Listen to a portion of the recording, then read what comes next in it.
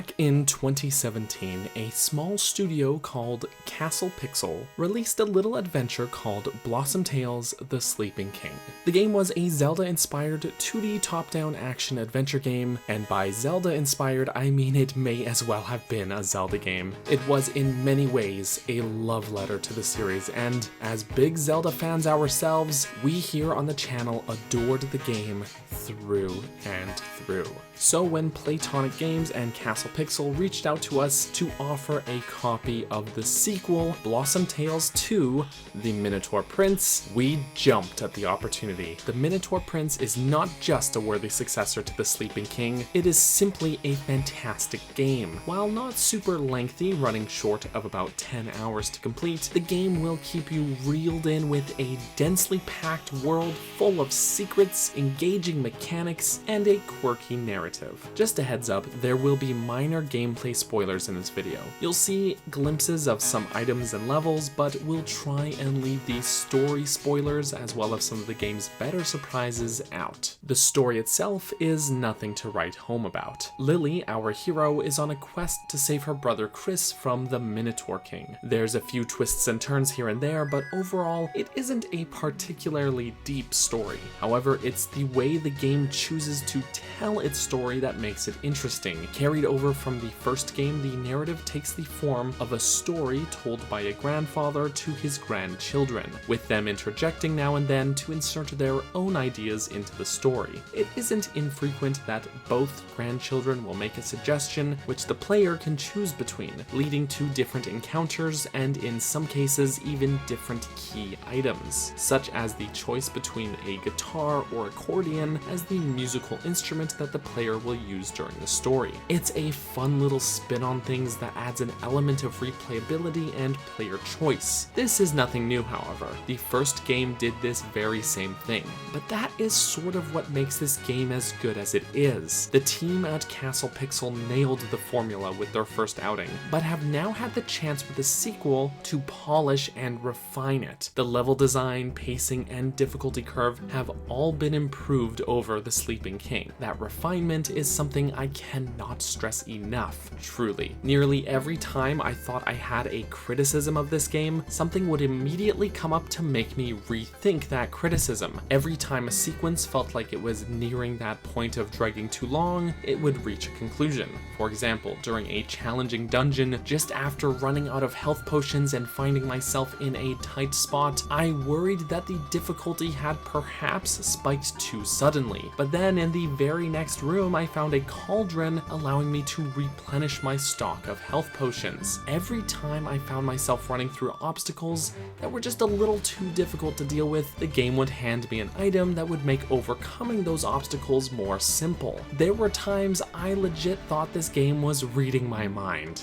I also recall at one point feeling that perhaps the game was getting a little too hand-holdy for my taste, as my map would keep updating with objective markers telling me where to go. And just as I was making a note to grumble about this, I was confronted by several dead ends, halting my progress, meaning that even though the game was very forthcoming on where I needed to go, it would also not be so obvious about how to get there, leaving it up to the player to figure that out for themselves. It's that bit of cheekiness, that sense of challenge and reward that kept me glued to this game from start to finish. Not everything is iterative either. The game surprised me with plenty of new puzzles and ideas not found in the first game, including a fun little fishing mechanic that feels right out of Animal Crossing, a crafting mechanic that lets you brew potions, swimming, rolling, and even short-range teleportation. I was shocked at that last addition, as the teleporter item felt so extremely out of left field, but once the puzzles started integrating this idea, I was absolutely sold on it for how inventive it was. They could make a whole game around this one idea and it would be good, but it's just one dungeon item here. As for the ideas that are returning or are borrowed from the Zelda series, they make as good a use out of these as you'd expect, that being very good use. Perhaps because Zelda games haven't been giving us this mechanic for years, Blossom Tales gives you a musical instrument and lets you play music for real,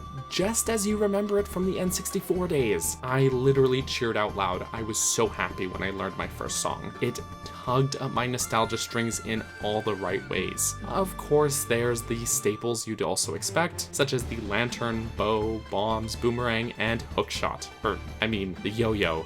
Totally different, totally not the hookshot. Dungeons, real dungeons, are at the forefront again too. I adore the dungeon design of classic Zelda games, and Blossom Tales does not disappoint in that regard. These dungeons are filled to the brim with a sense of interconnectivity, with challenging baddies and devious puzzles that make use of your entire arsenal. The overworld stays challenging and fun too, with winding paths and areas that all feel connected and alive. This balance of twisting, interconnected overworld that you explore and unravel bit by bit, sprawling dungeons filled with traps and puzzles, and villages where you can rest and restock would feel right at home with games like Link's Awakening and the Minish Cap. The soundtrack is also a wonderful combination of modern and retro, with some genuinely really good tracks. I particularly love the themes for both Sunkissed Canyon as well as the Periwinkle Woods, but there isn't really any track at all that I would say is bad in this game. Every tune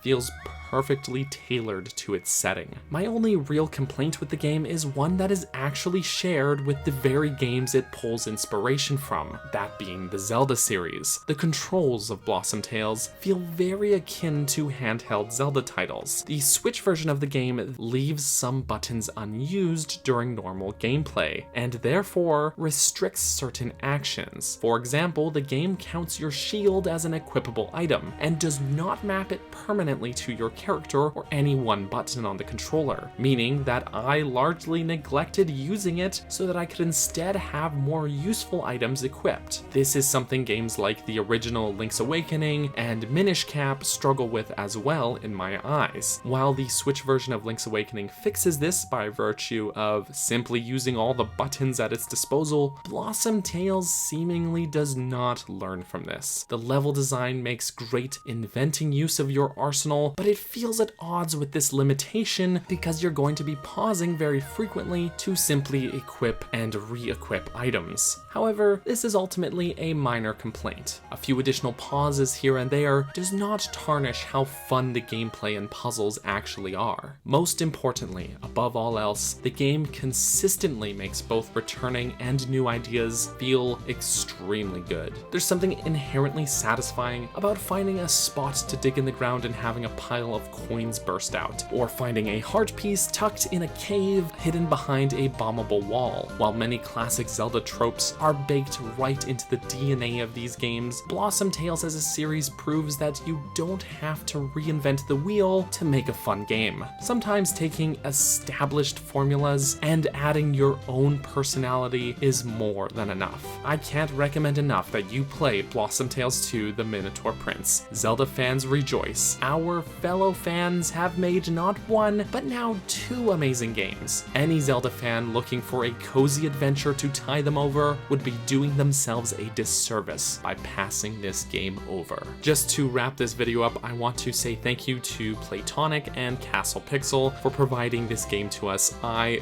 thoroughly enjoyed it. I can't stress enough how much fun I had with this game, and I'm extremely grateful to them for providing us with a copy. I'm also going to be streaming this game, so if you want to see some gameplay in action and hear my candid thoughts as I play through this game yet again, come hang out. Anyways guys, that's everything for me. Thank you for watching, and have yourselves a lovely rest of your day.